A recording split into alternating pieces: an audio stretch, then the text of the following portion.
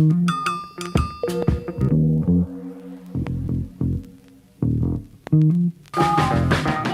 spent my whole damn life in the city. I could go for broke, but the capital is in me. I spent my whole damn life in the city. Anywhere I go, DC's coming with me. I spent my whole damn life in the city. I could go for broke, but the capital is in me. I spent my whole damn life in the city. Anywhere I go, DC's coming with me. I spent my whole damn life in the city. I could go for broke, but the capital is in me. Welcome, everyone, to District Divided, a DC sports podcast, more specifically a Washington Commanders podcast. And this is an emergency podcast episode because Ben Johnson, the offensive coordinator of the Detroit Lions, will remain the offensive coordinator of the Detroit Lions. He was rumored to us quite heavily. It was even mentioned on the Fox broadcast of the Lions 49ers NFC Championship game. I'm Umith. That is K-Dot. It's a quick episode. We won't have time for the comment mailbag as we typically do and the after the pod. So it's a really quick recap of what's happened and where to go from here for the Commanders. And if you enjoyed the episode, please like the video, subscribe to the channel, hit the notification bell, comment as you always do, etc., etc. And K-Dot, share this shit. Share it, please. And without further ado, K-Dot, big news. Ben Johnson will not be the Washington Commanders head coach in the cycle. For the second straight year, he has chosen to stay in Detroit, foregoing opportunities of probably more money, I would assume. A golden opportunity here when you look at it from the amount of cap space we have, new ownership, new general manager, number 2 overall pick. But that's still our situation. But what did you make of the news when it broke? What they fucking do? Look, in all honesty, I'm getting lots of Josh McDaniels vibes right now. And that's to be kind as far as the Ben Johnson thing. Look, me and you just did a podcast last week or a couple weeks ago where we both gave our top candidate. And lo and behold, Ben Johnson wasn't either one. So like the idea here is that, look, I've constantly told everybody, don't get tunnel vision. These are all good candidates. Don't get tunnel vision. Don't get tunnel vision. And what it feels as though the Ben Johnson thing and the deflation that you're feeling amongst the fan base and everybody is because there was clearly tunnel vision happening with the Ben Johnson pick, right? We have talked ad nauseum about one of the stalwarts of this new era of Josh Harris and the ownership is that there have been no leaks.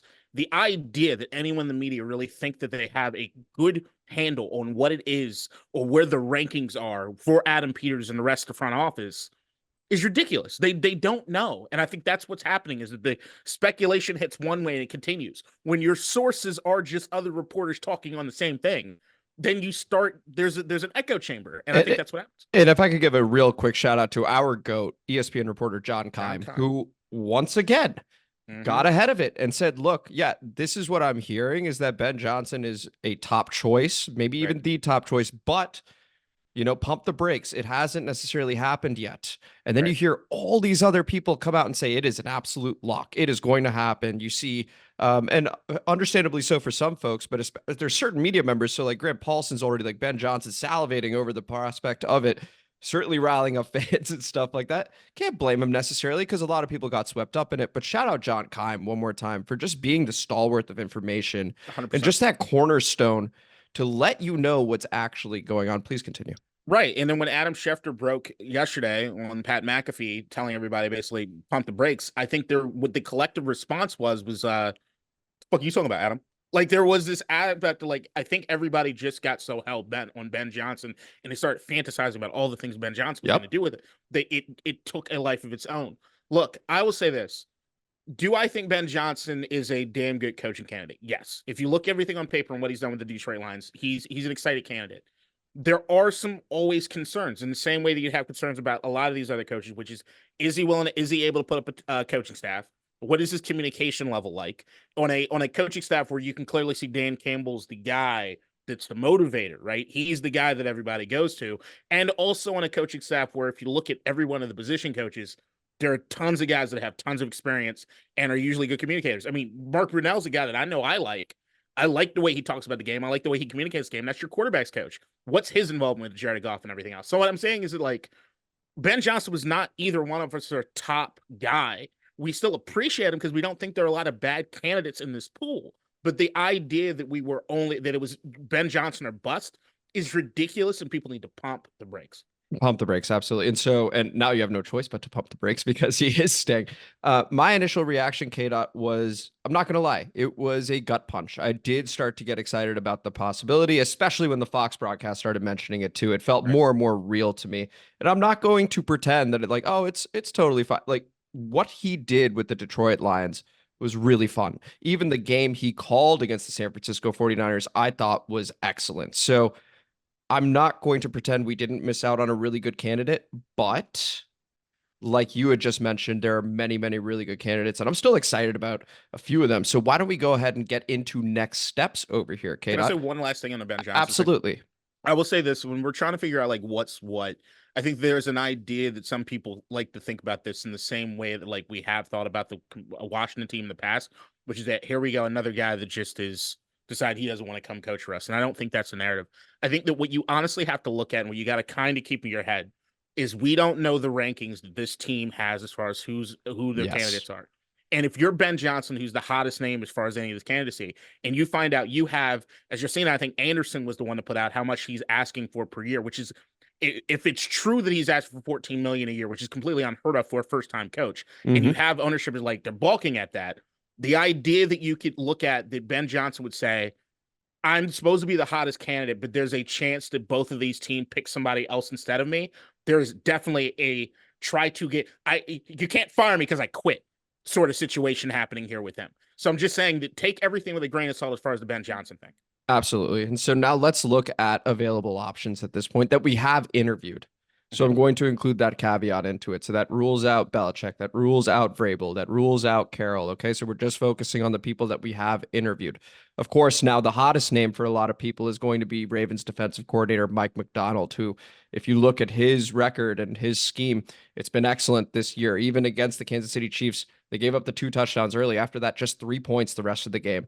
So Mike Macdonald, so a local guy with a connection to Eugene Shen. He's been interviewed a couple times by the Commanders. That's one person from the Ravens. The other, Anthony Weaver, defensive line coach. You hear about how his players talk about him, and it's nothing but glowing remarks. Very excited. A guy you'd run through a wall for. That's Anthony Weaver, defensive line coach from the Ravens. We got Dan Quinn. Now, Dan Quinn, a lot of people go retread. We talked about retreads in the past. Bill Belichick was a retread. Pete Carroll was a retread. There are many. Andy Reid. My goodness, there you go. There are many examples of retreads that are excellent. And it must also be noted from John Keim that he's heard glowing remarks about Dan Quinn relative to other candidates so far. Okay. And naturally, our fan base, we're running with that. So Dan Quinn, another option. Dallas defensive coordinator, of course. Then we have Aaron Glenn, Detroit Lions defensive coordinator. They did fly to Detroit and talk to him. Bobby Slowik, Houston Texans offensive coordinator, the youngest of the lot. I'm personally quite excited about him. Is he too young? Is he too inexperienced? There will be questions, of course. And then there's Eric Bieniemy, who did get interviewed by the team, is the offensive coordinator over here as of now. And so those are the available options, K-Dot. If you could give me one, maybe two, which options would you like to see personally? And of course, it's in Adam Peters we trust ultimately. I'll keep it to 2. So like everyone knows, if you've watched this podcast at all, and for anyone new, welcome. But the Mike Macdonald's been my guy. But I also looked at Mike Macdonald as far as a package deal with Joe Hortus, who's the now new GM in LA under Jim Harbaugh, which makes all sense in the world because the Harbaugh fabulous hire. Wonderful hire. You know, dude, as far as the guys that were top of my candidates list, everybody has a job now. So like the Raheem Morris, everybody knows was the guy that I was accepting as far as that was my top dude. He's there along with the guy that I handpicked as far as my favorite for offensive coordinator and Zach Robinson. So like, and this was a full week before it happened, by the way, guys, just a heads up. So K-Dot was on that. I think I sent you that text with my list before that even. So like the idea is like, so if I had to pick, Mike Macdonald is my number one guy, the number one guy, because I love what I've heard about his ability to motivate, and what he was able to do with the Baltimore defense to me was just lights out, and what he did against one of the top offenses in the league. So I'm excited about that. I will say that my hesitation with Mike Macdonald is the same reason that Ben Johnson was never really high on my list. Even though I liked him as a candidate, which is that there is a youth aspect. There is a, how many people do you know when you're trying to build out a staff? And if, at least for some of these guys, they've moved around and been other places, Mike hasn't. He only has his Baltimore pipeline that he can pull from. Now, trust me, I don't mind pulling from a Baltimore pipeline, not at all. But if you're looking at especially offensively, with them just hiring Todd Monken last year, Right. who is he going to pull from an offensive standpoint, and how many guys are left that can truly elevate that he will know and have a good relationship with? Maybe that's more. That's Adam a balanced Peters relying approach on. to Mike Macdonald. Yeah. Right. But counter to that, my second place is Dan Quinn, which I know is the thing that most Commanders fans don't want to hear. But the same thing that I said about Raheem Morris. Now, I told you that, like, if I was ranking, I'd put Dan Quinn a little bit below Raheem Morris as far as just from a communicating standpoint and as far as head coaching experience and what I've seen from that. But if you see what Dan Quinn was able to do in Atlanta, and look, the wheels fell off. But if you hear him talk about what happened in Atlanta, you have a guy that is very eager to show that he learned from his mistakes. He can look and pinpoint exactly where it is he thinks he screwed up. And if you listen to the Craig Hoffman show with Logan Paulson played for him. And after Dan Quinn got fired, he called Logan Paulson immediately and said, Logan, where did it all go wrong? I want to know. I want to know so this doesn't happen again. When you hear about guys talk about his ability to motivate, when you look through his resume, which I don't have in front of me right now, but he's been to a lot of different places, which means that Rolodex we talk about is deep. It's important. So it's very important. I think that people need to get the reason you see me more hesitant about offensive guys is because of the idea of bringing a system or bringing a scheme that's supposed to work for whatever quarterback or anything. I look for motivators that, regardless of the personnel, they can bring other guys in to help continue the program working. And to me, when I look at the Dan Quinn, it's like, here you have a guy that's not tied to anything, but he knows people and he knows how to deal and work with people. It gives you flexibility so that when you have a situation like Philadelphia experience, where you have to let go of your offensive and defense coordinators, and now you don't know what to do because maybe you guys don't have enough in that Rolodex to go, yep, and you fall apart. I want the ship to continue to be able to move forward. And that, to me, Dan Quinn, to my opinion, is the safest hire. And there's an argument to be made, if I'm just thinking logically, it's the best choice. Okay, there we go. So once again, to recap KDOT's picks at this point, Mike Macdonald 1, that's Ravens defensive coordinator, and then Dallas defensive coordinator Dan Quinn, who of course was a head coach with the Atlanta Falcons, went to a Super Bowl as head coach of the Atlanta Falcons. So it's not like any other retread really, where like they flamed out, were so. Dan Quinn went to a Super Bowl. Yep. So he's shown he can do it at that level. So we're running up against a hard stop. So I'm going to go pretty quickly through mine. At number 3, I'll give you 3. At number 3, I'd go Dan Quinn. At number 2, I would go Mike Macdonald. And I will echo everything you said on those two for the sake of the hard stop for the time being. Number 1, and this was my top option in the previous episode we did, it is Bobby Slowik. And it is a gamble, and I recognize that.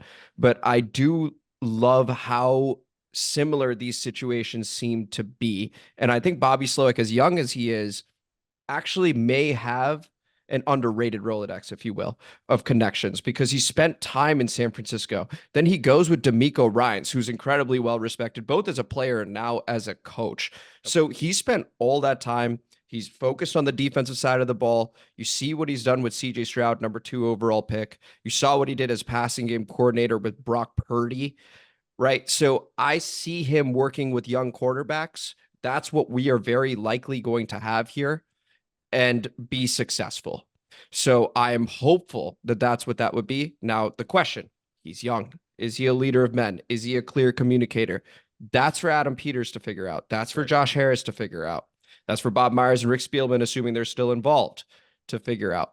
But in terms of offensive scheme, in terms of working with the getting more from less, right? When we look at that Houston Texans roster, what it actually is now, thanks to that offense. Yep. That is why he is my number 1 option, but we will see what ends up happening. Any final thoughts, K-Dot, before we wrap up here? Yeah, I love Bobby. Like, when I had the list and the rankings of the guys, Bobby Slowik was almost always ahead of Ben Johnson for me. And it's as far as, like, if we're looking at, you're going to hire the I love the guy. Scheme. I mean, that's I my thing. love the scheme.